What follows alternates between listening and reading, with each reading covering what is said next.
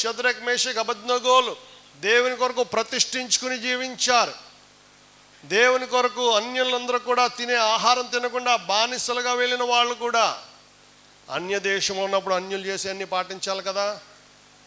దానియేలు గ్రంథం 1వ అధ్యాయంలో చూస్తే వాళ్ళు తినకూడని ఆహారాలు, త్రాగకూడని పానీయాలు మేము తినము అని చెప్పి రాజు నియమించిన అధిపతిని బ్రతిమాలుకున్నప్పుడు దేవుడు అధిపతికి వారి పట్ల దయ కలిగించాడు. దేవుని స్తోత్రం, హల్లెలూయా.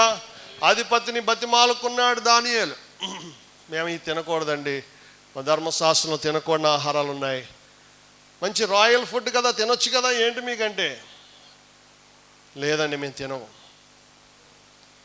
తర్వాత రాజుగారు పరీక్షించినప్పుడు మీరు వీక్గా కనబడ్డారంటే నన్ను చంపేస్తాడు రాజు.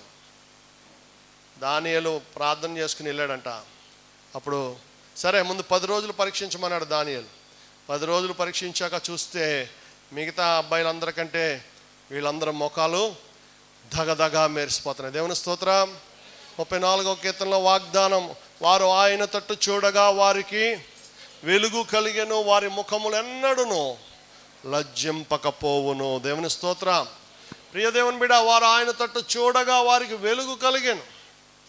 దేవుని తట్టు చూస్తే నీవు ప్రకాశిస్తావు. హల్లెలూయా. నీ జీవితం మెరిసిపోతుంది. దేవుని బిడ్డలమైన మనము అప్పుడు ఆ దానియేలుని, షద్రక్ మేషక్ అబేద్నెగోల్ని కూడా ఆ యొక్క డానియల్ ఫాస్టింగ్ అంటారు. దీన్ని ఏమంటారు? డానియల్ ఫాస్టింగ్ అంటే ఏంటి? మాంసం తినకుండా ఓన్లీ వెజిటేబుల్స్ తింటారు కొంతమంది. 40 రోజులు ఉపవాసం ఉండలేని వాళ్ళు ఏం చేస్తారంటే 40 రోజులు మేము నీసు ముట్టుకోమని చెప్పి దాన్ని డానియల్ ఫాస్టింగ్ అంటారు. కాబట్టి ఈ దానియేలు, షద్రక్ మేషక్ అబేద్నెగోలు బహుశా 3 సంవత్సరాలు వారు శాకాహారం మాత్రమే తిని వాళ్ళు ప్రతిష్ఠించుకుని జీవించినప్పుడు దేవుడు అన్యజనులందరికంటే రాజుగారి సముఖంలో నిలబెట్టిన రోజున వాళ్ళకి 10 రెట్లు జ్ఞానం ఇచ్చాడంటండి. హల్లెలూయా. రాజుగారు అడిగిన ప్రశ్నలకు ఆశ్చర్యపోయాడు వీరు ఇచ్చిన జవాబులకి. వారు చూపించిన ప్రజ్ఞకు వారు ఆశ్చర్యపోయాడు రాజుగారు. ప్రియదేవుని బిడ్డ, నీవు కూడా లోక మాలిన్యం అంటుకోకుండా, లోక మర్యాదను అనుసరించకుండా, లోక సంబంధమైన సంప్రదాయాలు ఆచారాలు పాటించకుండా దేవుని కోసం నువ్వు నిష్ఠగా బ్రతికినట్లయితే దేవుడు నిన్ను కూడా 10 రెట్లు వారికంటే జ్ఞానులుగా ఆధిక్యతనివ్వబోయే దేవుడై ఉన్నాడు. హల్లెలూయా. ఎవరు ఏ దేవుడికి ప్రార్థన చేసుకోకూడదని రూల్ పెట్టినప్పుడు దానియేలు విన్నాడు. ఓహో అలాగా అనుకున్నాడు. ఆయన గదిలోకి వెళ్ళి ప్రార్థన చేసుకున్నాడు. మనకులాగా మెల్లిమెల్లిగా కూడా ప్రార్థన చేయలే, మనకులాగా చిన్న ప్రార్థన కూడా కాదు, మనకులాగా తండ్రి ప్రభు ఆమేన్ స్తోత్రం. ఏం ప్రార్థన చేశాడు? రోడ్డు మీద వెళ్ళే వాళ్ళు కనబడేలాగా ప్రార్థన చేశాడండి. పైగా కిటికీ మూసుకుని చేయలే, యెరూషలేము తట్టు కిటికీ తెరిచి. వాళ్ళకు ఒక నమ్మకం, పాత నిబంధన కదా, దేవుడు ఆ యెరూషలేములో ఉంటాడు. మహారాజా పట్టణం, దావీదు కట్టించిన పట్టణం, యెరూషలేములో దేవాలయం. హల్లెలూయా. కాబట్టి అటువైపు తిరిగి ప్రార్థన చేసుకునేవాడు. ఆ ప్రార్థన శత్రువులు కనబడే అంత గట్టిగా చేశాడు. దేవుని స్తోత్రం. ఏం చేసుకుంటారో చేసుకోండిరా అన్నట్టు అనమాట. హల్లెలూయా. మన మేడా బుజ్జమ్మ గారు, వేకర్స్ కాలనీలో మన మేడా బుజ్జమ్మ గారు కూడా అటువంటి శోధనలు వచ్చాయి. పక్కనే శత్రువులు. దేవుని స్తోత్రం. ఒకసారి వీళ్ళు ఇల్లు కూడా కాల్ చేసినట్టు గుర్తు నాకు. అయినా సరే దేవుడు వారి పక్షమున ఉండగా వారికి ఆ కుటుంబంలో ఏమైనా ఆగిపోయాయా? పెళ్ళిళ్ళు ఆగిపోయాయా? పిల్లలు పుట్టడం ఆగిపోయిందా? మన వల్ల, మన వల్ల. హల్లెలూయా. ముసలి వయసు వచ్చింది, అయినా సరే ఏ శత్రువు కూడా వారిని ఏమీ చేయలేకపోయాడు. ఎప్పుడైతే దేవునికి నువ్వు ప్రతిష్ఠించుకుని సమర్పించుకుని దేవుని సన్నిధిలో హానోకు వలె సుదీర్ఘకాలం ఒక మారథాన్ వాక్ చేస్తావో అప్పుడు దేవుడు నిన్ను కూడా శత్రువుల కంటే ఉన్నతమైన స్థితిలో పెడతాడు. దానియేలుని సింహాల బోన్లో పడేశారు. అయినా సరే దేవుడు సింహాల నోళ్ళు, నీ చుట్టూ ఉన్న సింహాల లాంటి మనుషుల నోళ్ళు ముయిస్తాడు. నువ్వు దేవుని కోసం తెగించావంటే, దేవుని కోసం త్యజించావంటే దేవుడు సింహాల లాంటి శత్రువుల నోళ్ళు మోయించే దేవుడు నీ దేవుడు. హల్లెలూయా. ప్రియ దేవుని బిడ్డ, లోకమాలిన్యం అంటుకోకూడదు. యాకోబు 1:27 చూస్తే, తండ్రి అయిన దేవుని ఎదుట పవిత్రము నిష్కలంకమైన భక్తి ఎదనగా దిక్కులేని పిల్లలను విధవరాండ్రను వారి ఇబ్బందుల్లో పరామర్శించుటయు, ఇహలోక మాలిన్యము తనకంటకుండా తన్ను తాను కాపాడుకొనుటయు. ఇహలోక మాలిన్యము మొదటిదేమో చారిటీ చేయమంటున్నాడు. చారిటీ అంటే ధర్మ కార్యాలు, పేదలకు చేసే సహాయం, దిక్కులేని పిల్లలను విధవరాండ్రను వారి కష్టాల్లో ఆదుకో. రెండవది ఏంటి? అదొకటే చేస్తే పరలోకానికి వెళ్ళిపోను, రెండవది కూడా చేయాలి. ఏంటది? ఇహలోక మాలిన్యము మనకంటకుండా. నేను మొన్న ఎన్ని లక్షలు ఎన్ని వేలు ఖర్చు పెట్టి పేదలకు సహాయం చేశాను కాబట్టి నా ఇష్టం వచ్చినట్టు బతుకుతానంటే మళ్ళీ దేవుడు ఒప్పుకోవడం. హల్లెలూయా. మన దేవుడు 99 మార్కులు వేసినా పాస్ అవ్వమని మనం చెప్తున్నాం.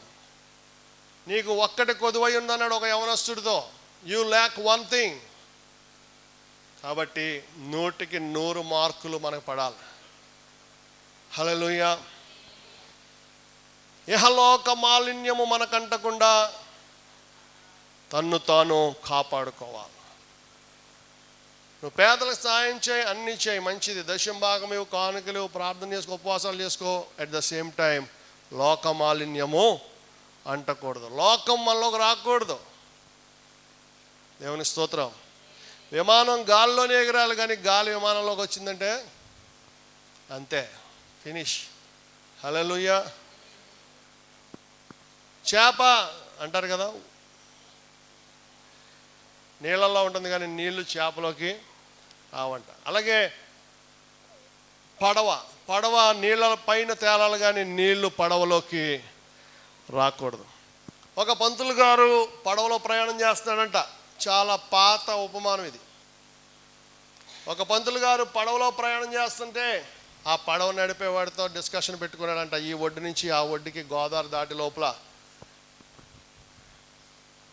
ఎరా నీకు పలానా మంత్రం వచ్చారా అని అడిగాడంట. అయ్యా నాకేమీ రాదండి అన్నాడంట. ఇంకా చాలా ప్రశ్నలు వేశాడు. ఎరా నీకు పలానా శాస్త్రం వచ్చా? నాకు రాదండి.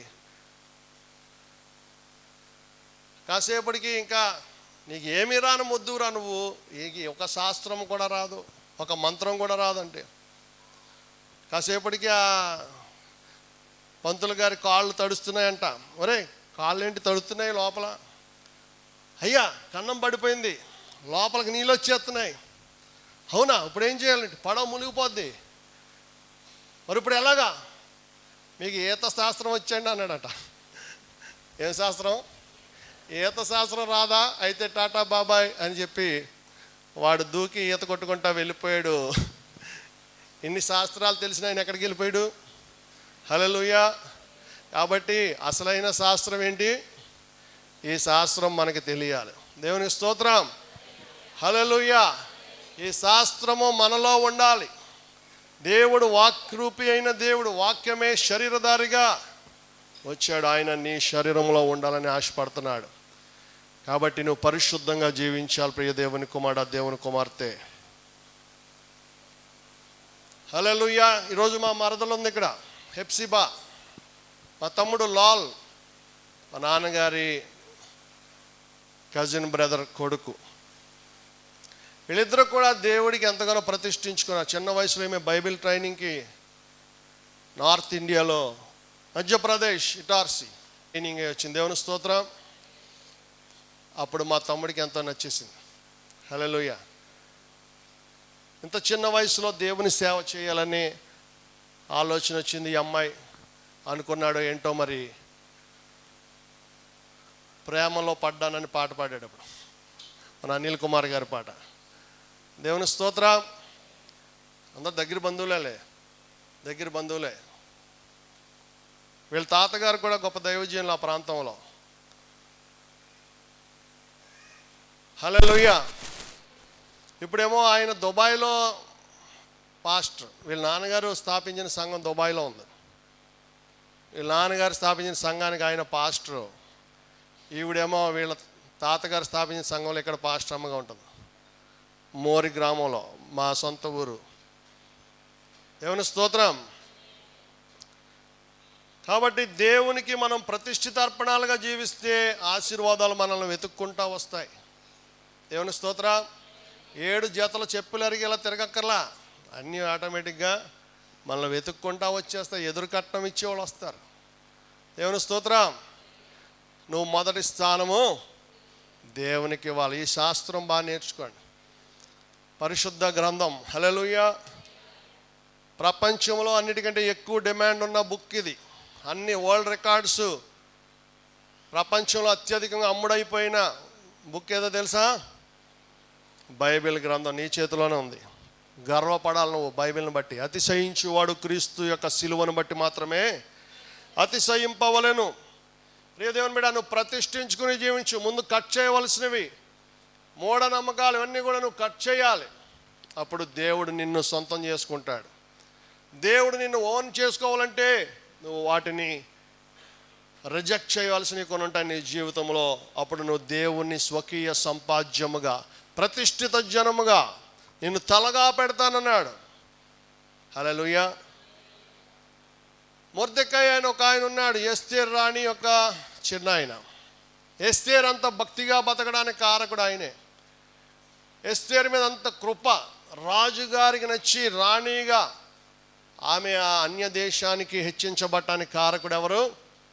ఎస్తేర్ యొక్క పినతండ్రి మొర్దెకాయి. ప్రియదేవుని బిడ్డ, మొర్దెకాయిలో ఉన్న ఒక బలహీనత ఏంటంటే యూదులకు తప్ప ఎవరికి నమస్కారం చేయడు, వంగడు. చాలా రోషము గలవాడు.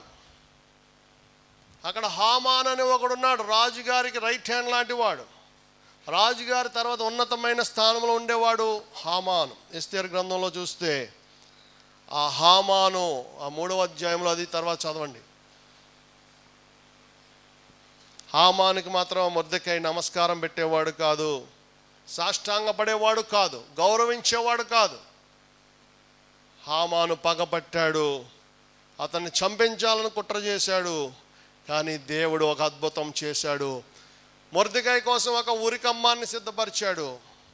కానీ దేవుడు ఎస్తేర్ రాణి మరియు యూదులు చేసిన ఉపవాస ప్రార్థనల వల్ల ఒక అద్భుతం చేసి అదే ఉరికమ్మానికి హామాన్ని ఉరి తీపించాడు రాజుగారు. దేవుని స్తోత్రం. ప్రియ దేవుని బిడ్డ, దేవుడు నీ జీవితంలో కూడా అద్భుతాలు చేయాలంటే నీవు కూడా దేవుని కోసం రోషము కలిగి జీవించాలి. అన్కాంప్రమైజింగ్ లైఫ్ లీడ్ చేయాలి. ఉపవాసాలు ఉండాలి, ప్రార్థనలు చేయాలి, ధర్మకార్యాలు చేయాలి. అన్ని మంచి పనులు బైబిల్లో చెప్పబడినవన్నీ కూడా నువ్వు చేయాలి. అప్పుడు దేవుడు గొప్ప కార్యాలు జరిగిస్తాడు. హల్లెలూయా. అంతేగా నువ్వు లోకంలో కలిసిపోయావంటే ఆజ్ఞాతిక్రమమే పాపము. అందరూ చేస్తున్నారు కదండి, దాన్ని కూడా పెద్ద తప్పుగా బోధిస్తారేంటండి? బైబిల్లో ఉన్నది ఉన్నట్లుగా మనం జీవించినప్పుడు బైబిల్లో ఎంత గొప్ప గొప్ప దీవెనలు రాసి పెట్టాడో అవన్నీ నీ జీవితంలో, నీ పిల్లల తరాల్లో నెరవేరబోతున్నాయి. 3 విషయాలు చెప్పి ముగిస్తాను. మొదటిది, యేసయ్యను భరించాలి మనం. We have to bear Jesus. యేసయ్యను భరించడం ఏంటండి? చదువుదాం. అపోస్తుల కార్యములు 9వ అధ్యాయం 15-16 వచనాల్లో సౌలు పౌలుగా మార్చబడి రక్షణ పొంది పశ్చాత్తాపముతో 3 దినముల ఉపవాసం ఉన్నప్పుడు దేవుడు అననీయ అనే శిష్యుని వెళ్ళి అతన్ని స్వస్థపరచు, అతని కంటి చూపు లేకుండా ఉన్నాడు అని చెప్పినప్పుడు అననీయ భయపడ్డాడు. అయ్యా ప్రభు, అతను దుర్మార్గుడు కదా, సంఘాన్ని హింసిస్తున్నవాడు కదా అంటే, లేదు నువ్వు వెళ్ళు, అతను ప్రార్థన చేస్తున్నాడు, అన్నపానములు తీసుకోకుండా 3 రోజుల నుంచి. ఇదిగో అతడు ప్రార్థన చేయించున్నాడు. 15-16 చదువుదాం. ఎవరు ఎదుటండి? అన్యజనుల ఎదుట, రాజుల ఎదుట, ఇశ్రాయేలీల ఎదుట నా నామమును భరించుటకు ఇతడు నేను ఏర్పరచుకున్న సాధనమై ఉన్నాడు. దేవుని స్తోత్రం. ఇతడు నా నామము కొరకు ఎన్ని శ్రమలను అనుభవింపవలెనో నేను ఇతనికి చూపుదనని అతనితో చెప్పెను. అననీయ వెళ్ళి ఆ ఇంటి ప్రవేశించి హల్లెలూయా. అప్పుడు అననీయ వెళ్ళి దేవుడు చెప్పాక ఇంకా తిరిగేముందనుకుని వెళ్ళి స్వస్థపరిచాడు, బాప్తిస్మ ఇచ్చాడు. అదే రోజు పౌలు భక్తుడు ఎంత గొప్ప సేవ చేశాడు. సంఘ మర్మాన్ని దేవుడు పౌలు భక్తుడి ద్వారా బయలుపరిచాడు. సంఘంలో ఎవరు ఎలా ఉండాలి, రూల్స్ రెగ్యులేషన్స్ చాలాసార్లు చెప్పుకున్నాం మనం. కాబట్టి అతడు నా నామము నిమిత్తం ఎన్ని శ్రమలు భరించాలి. అన్యజనుల ఎదుట నా నామమును భరించుకోవాలి. మీరు భరించాలంటండి. దేవుని బిడ్డలమైన మనము క్రైస్తవ్యం అంటే ఏదో ఒక మతం అన్ని మతాల్లాగా అని అనుకోవడానికి కాదు. క్రైస్తవ్యం అంటే ఏదో కలిసి వస్తుంది అని అనుకోవడానికి కాదు. క్రైస్తవ్యం అంటే ఒక్కొక్కసారి నువ్వు కోల్పోవచ్చు, నువ్వు అనుకున్నది జరగకపోవచ్చు. దేవుళ్ళలోకి వచ్చాక నీకు ఉన్నాయి కూడా ఓడిపోవచ్చు. కానీ దాన్ని నువ్వు భరిస్తే, దానికి నువ్వు నిలబడితే అప్పుడు ఏం చేస్తాడు? దేవుడు నిన్ను అత్యధికంగా హెచ్చించబోతున్నాడు. అడుగు వాటికంటే ఊహించు వాటికంటే పౌలు ఈవేళ లెజెండరీ లైఫ్, లెజెండరీ అపోజల్. యేసు ప్రభు 12 మంది శిష్యులు ఆయన లేకపోయినా సరే పౌలును దేవుడు విశేషంగా హెచ్చించడానికి కారణం ఆయన శ్రమలు భరించాడు, యేసయ్య కోసం భరించాడు. కాబట్టి మొదటిది మనం కూడా భరించాలి. రెండవది ధరించాలి. ఏం ధరించాలో బైబిల్ చెప్తుంది. రోమా 13వ అధ్యాయం 14వ వచనం. మెట్టుకు ప్రభువైన యేసుక్రీస్తును ధరించుకొనిన వారై శరీరేచ్ఛలను నెరవేర్చుకొనుటకు శరీరము విషయమై ఆలోచన చేసుకొనకుడి. ఎవరిని ధరించుకోవాలి? క్రీస్తును ధరించుకోవాలి. క్రీస్తుని ధరించుకోవాలి. ఇప్పుడు నేను ఏ రంగు చొక్కా వేసుకున్నాను?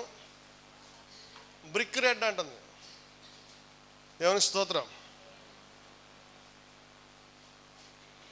ధరించుకున్నాను. ఇప్పుడు నా గురించి తెలియని వాళ్ళు ఎవరైనా ఉన్నారనుకోండి, అదిగోండి ఆ ఎర్ర చొక్కా వేసుకున్నాడు ఆయన. ఈ మధ్య ఎర్ర బొక్క అనేది వింటున్నాం మనం. అలాగా అదిగో ఎర్ర చొక్కా. ఏం తెలియని వాళ్ళు. హల్లెలూయా. ఆ చొక్కా రంగుని చూసి చెప్తారు. అదిగో ఆ చీర, ఆ నీలం చీర ఆవిడ. దేవుని స్తోత్రం. ఎందుకంటే ఆ గుర్తింపు నీకు వచ్చేస్తుంది నువ్వు వేసుకునే వస్త్రాన్ని బట్టి. అలాగే క్రీస్తును ధరించుకోవడం అనగా హల్లెలూయా, నీలో ఎవరు కనబడాలి? క్రీస్తు కనబడాలి. దేవుని స్తోత్రం. నిన్ను పొగిడినా క్రీస్తే కనబడాలి, నిన్ను తిట్టినా కొట్టినా కూడా క్రీస్తే రావాలి. కానీ పొగిడినప్పుడు క్రీస్తు, తిట్టినప్పుడు దెయ్యం, రాక్షసుడు ఇవన్నీ రాకూడదు. హల్లెలూయా. గయ్యాలి, జగడగొండి. ప్రియ దేవుని బిడ్డ, క్రీస్తును ధరించుకోమని బైబిల్ చెప్తుంది. We have to wear Christ. దాని ముందు వచ్చిన చదివితే 13. అల్లరితో కూడిన ఆటపాటలైనను మత్తైనను లేకయు. అల్లరితో కూడిన ఆటపాటలైనను మత్తైనను లేకయు. కామ విలాసములైనను పోకిరీ చేష్టలైనను లేకయు. కలహమైనను మత్సరమైనను లేకయు. పగటి యందు నడుచుకున్నట్టు మర్యాదగా నడుచుకొందుము. హల్లెలూయా. ముందు అన్ని కట్ చేయవలసినవి ముందు చెప్తాడుగా దేవుడు. ఈ 13వ వచనంలో ఉన్నాయన్నీ కట్ చేశాక అప్పుడు ఏం తొడుక్కోవాలి? క్రీస్తును తొడుక్కోవాలి. నువ్వు అంటే నువ్వు క్రీస్తు లోపల ఉండాలి. ఆయన నీ లోపల ఉంటాడు. ద్రాక్ష ఒలిని నేను తీగలు అంటుకట్టబడాలి. అంటుకట్టబడినప్పుడు ఏమవుతుంది? అధికముగా ఫలిస్తావు. యోహాను 15:8 అంటాడు, మీరు అధికముగా ఫలించిన యెడల తండ్రి మహిమ పొందును. మీరు బాగుపడితే నీ దేవుడు సంతోషిస్తాడు, నిన్ను చూసి వార్చలేడు. నువ్వు భక్తిగా జీవిస్తే నిన్ను చూసి సంతోషిస్తాడు. కొంతమంది పండగలు జరుగుతుంటే భయంకరమైన ప్రమాదాలు జరుగుతూ ఉంటాయి. కొంతమంది పండగలు చేసుకోవడానికి వెళ్తుంటే భయంకరమైన ప్రమాదాలు జరిగి చచ్చిపోతూ ఉంటారు. ఆ కొండ ఎక్కేటప్పుడు, ఆ కొండ దిగేటప్పుడు. కానీ నీ దేవుడి దగ్గర నువ్వు వెళ్ళేటప్పుడు నీకు ఏ ప్రమాదమో, క్రైస్తవులకి ఇలా జరిగినప్పుడు ఎక్కడ జరిగినట్టు రికార్డు లేదు. హల్లెలూయా. ప్రియ దేవుని బిడ్డ, కాబట్టి నువ్వు ఆయనను ధరించుకోవాలి. ధరించుకున్నప్పుడు నువ్వు బాగుంటే ఆయన సంతోషించే దేవుడని మనం ధ్యానించుకుంటున్నాం. మీరు అధికముగా ఫలించిన యెడల తండ్రి, హల్లెలూయా.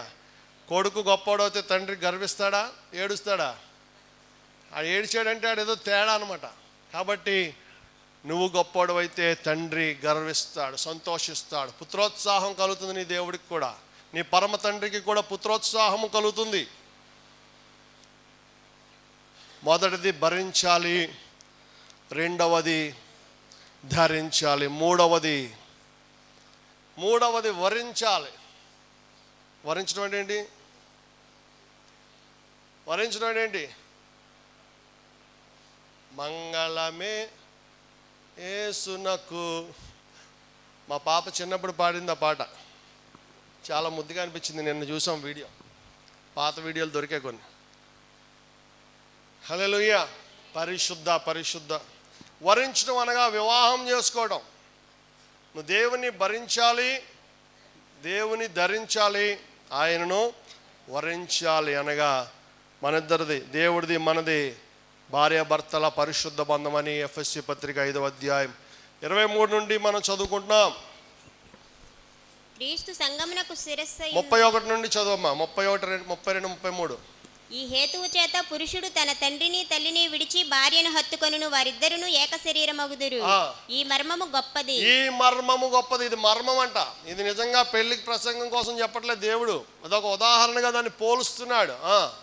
అయితే నేను క్రీస్తును గూర్చియు సంఘమును గూర్చియు చెప్పుచున్నాను. క్రీస్తును గూర్చియు సంఘమును గూర్చియు చెప్పుతున్నాను. క్రీస్తు పెండ్లి కుమారుడు, సంఘము వధువు, సంఘము పెండ్లి కుమార్తె. మెట్టుకు మీలో ప్రతివాడును తనను వలె తన భార్యను ప్రేమింపవలెను. మెట్టుకు మీలో ప్రతి పురుషుడును తనను వలె తన భార్యను ప్రేమింపవలెను. భార్య అయితే తన భర్త యందు భయము కలిగి ఉండునట్లు చూచుకొనవలెను. కాబట్టి భార్య భర్తలు ఎంత పరిశుద్ధంగా ఉండాలి వైవాహిక జీవితం అని చెప్తూ క్రీస్తుకును సంఘానికి ఉన్న వైవాహిక బంధాన్ని గురించి బైబిల్ చెప్తుంది. క్రీస్తుతో మనకు వివాహం జరిగింది, మనకి ఎంగేజ్మెంట్ అయిపోయింది, మళ్ళీ వివాహం కోసం ఆయన రాబోతున్నాడు. దేవుని స్తోత్రం. మనకు నిశ్చితార్థం అయిపోయింది, ప్రధానం అయిపోయింది. జరగబోయే వివాహం పెండ్లి విందు, పరలోకములో పెండ్లి విందు జరగబోతున్నాడు. దేవుని స్తోత్రం. ప్రకటన గ్రంథంలో రాయబడింది. ఇర్మియా గ్రంథం మీకు ఇంకా బాగా అర్థమయ్యేలా చెప్తా. ఇర్మియా గ్రంథం 2వ అధ్యాయం 2వ వచనం చదవండి చివరిగా. ఇర్మియా గ్రంథం 2వ అధ్యాయము 2వ వచనం. నీవు వెళ్ళి యెరూషలేము నివాసుల చెవులలో ఈ సమాచారము ప్రకటింపుము. యెహోవా సెలవిచ్చినదేమనగా, నీవు అరణ్యములోను విత్తనములు వేయదగిన దేశములోను నన్ను వెంబడించుచు నీ యవన దగని దేశంలో నన్ను వెంబడించుచు నీ యవన కాలములో నీవు చూపిన అనురాగమును నీ వైవాహిక ప్రేమను నేను జ్ఞాపకము చేసుకున్నాను. హల్లెలూయా. ఏం ప్రేమ అంటండి? వైవాహిక ప్రేమ. ఎవరు? ఇశ్రాయేలుతో దేవుడు చెప్తున్నాడు, నీ యవ్వన కాలంలో నువ్వు చూపిన అనురాగమును నీ వైవాహిక ప్రేమను నేను దేవునితో వివాహం ఆడిన పరిశుద్ధంగా మనం జీవించాలి. హల్లెలూయా. హల్లెలూయా. పతివ్రతలు అంటారు. అర్థమయ్యేలా చెప్తా. దేవునికి మాత్రమే. వేరే దేవుడి వైపు చూసామంటే మనం వ్యభిచారంలో ఉన్నట్టు అర్థం. వేరే ఆచారాలు పాటిస్తున్నామంటే మనం వ్యభిచారంలో ఉన్నట్టు అర్థం. ప్రియ దేవుని బిడ్డ, కాబట్టి వైవాహిక జీవితంతో పోల్చబడింది. ఈ లోక స్నేహము దేవునితో వైరమని ఎరుగరా. యాకోబు 4:4 వ్యభిచారులారా అని మొదలు పెడతాడు. కాబట్టి వరించాలి, భరించాలి, ధరించాలి, వరించాలి. దేవుడి మాటలు మీ వినికిలో ఆశీర్వదించును గాక. ఆమేన్. హల్లెలూయా. అందరూ లేచి నిలబడదాం. నీ దేహము దేవుని ఆలయము, దేవుడు మలచిన మందిరము.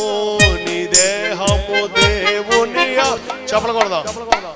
దేవుడు మలచిన మందిరము, ఆత్మతోను సత్యముతో ఆరాధించెదము,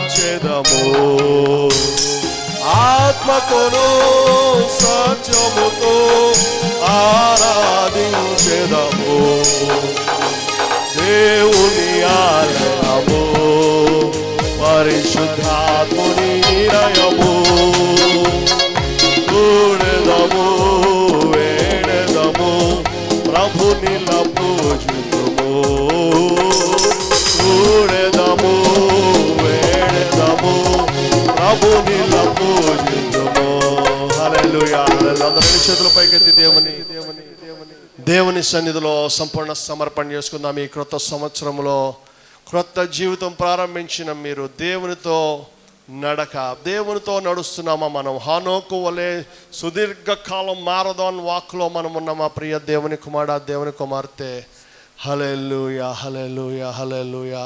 స్థిరమైన పునాది కలిగి ఉన్నామా, లేకపోతే గాలి చెదరగొట్టు పొట్టు వలె ఉన్నామా? చెప్పుడు మాటలు విని లోకం వైపు చూస్తున్నామా? కొంచెం తేడాగా ఉన్న వాళ్ళని మనం వెంబడిస్తున్నామా? కొంచెం నామకార్థంగా ఉన్న వాళ్ళని, కొంచెము నులివెచ్చగా ఉన్న వాళ్ళతో మనం సహవాసం చేసి మనము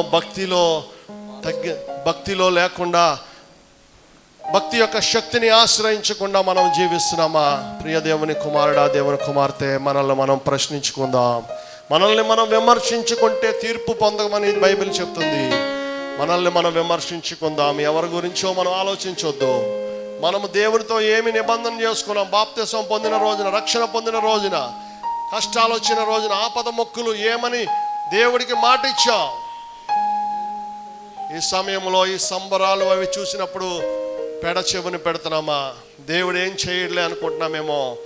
దేవుడికి ఏ సమయంలో ఏమి నిర్ణయం తీసుకుంటాడో ఆయన ఇష్టం. ప్రియ దేవుని బిడ్డ, దేవుడు ఏం చేస్తాడో చెప్పే అధికారము, చెప్పే అంతటి కృప మనకి లేదు. హల్లెలూయా.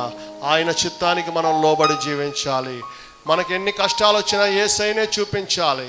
మనల్ని ఎవరైనా తిట్టినా, కొట్టినా, దూషించినా, అవమానపరిచినా యేసయ్యను వారు మనలో చూడాలి. కానీ మనలో ఎటువంటి వేరే ఎవరు కనబడదు. క్రీస్తును భరించాలి, క్రీస్తును ధరించాలి, క్రీస్తును వరించి ఎగిరి మేఘం ఎక్కే వారంగా ఆయన రాకడలో పరిశుద్ధము, నిర్దోషమైన, మహిమ గల సంఘముగా మనం ఎగిరి మేఘం ఎక్కుదాం. హల్లెలూయా, హల్లెలూయా, హల్లెలూయా. సమర్పించుకున్న వారముగా మనం దేవునికి అంకితం అవుదాం.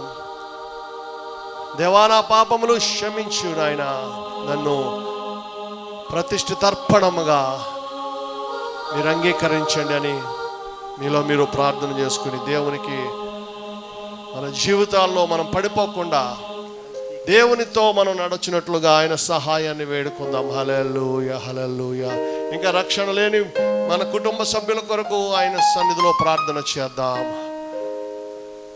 హల్లెలూయా, హల్లెలూయా, హల్లెలూయా. మహాపరిశుద్ధుడు, మిక్కిలి కృపా కనికరం కలిగిన మా పరమ తండ్రి, మీరు ఇచ్చిన వాక్యము మంచి నేలపడిన విత్తనం వలె 30 60 100 ఫలింపజేసి మారు మనసు తగిన ఫలములు ఫలించేవారుగా ప్రతి ఒక్క బిడ్డను ఆశీర్వదించమని దేవా, ఈ జీవిత యాత్రలో సాతాను మమ్మల్ని ఎన్ని విధాలుగా పడవేయాలని చూసినప్పటికీ కూడా మేము సాతానికి లోబడకుండా, ఎక్కడ సాతానికి చోటు ఇవ్వకుండా, ఏ లోక మర్యాదను అనుసరించకుండా ప్రభా, ఉత్తమను, అనుకూలం, సంపూర్ణమైన నీ చిత్తమేదో గ్రహించి మనస్సు మారి నూతనమవడం వల్ల రూపాంతర అనుభవం ప్రతి సంఘ బిడ్డకును దయచేయమని దేవా, ఈ టీవీలో చూసిన బిడ్డలకు రూపాంతర అనుభవం దయచేయమని, పరిశుద్ధాత్మ చేత నింపి నడిపించమని దేవా, మీ నూతన కార్యములు బిడ్డల జీవితంలో జరిగించి అంచెలంచెలుగా హెచ్చించి అడుగువాడి కంటే ఊహించవాడిని అత్యధికంగా దీవించబడటానికి నీ బిడ్డలు ఫలించడం ద్వారా మీరు మహిమ పొందుతారనే వాగ్దానమే బిడ్డలు గ్రహించి అత్యధికంగా నీ సన్నిధిలో ఫలిస్తుండగా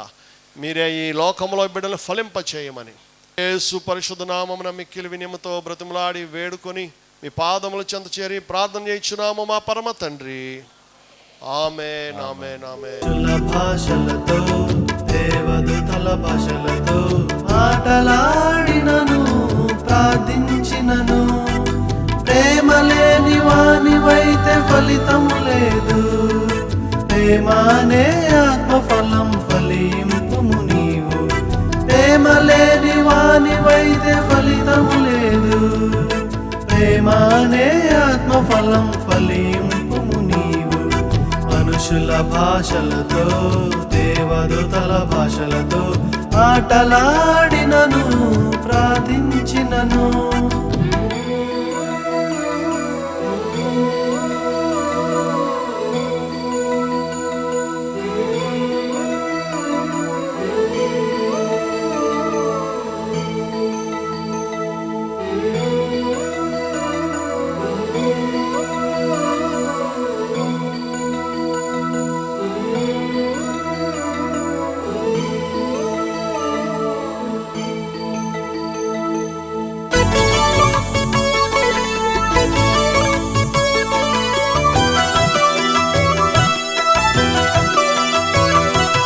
ప్రవచించు కృపావరము కలిగి ఉన్నను, గొప్ప మర్మములు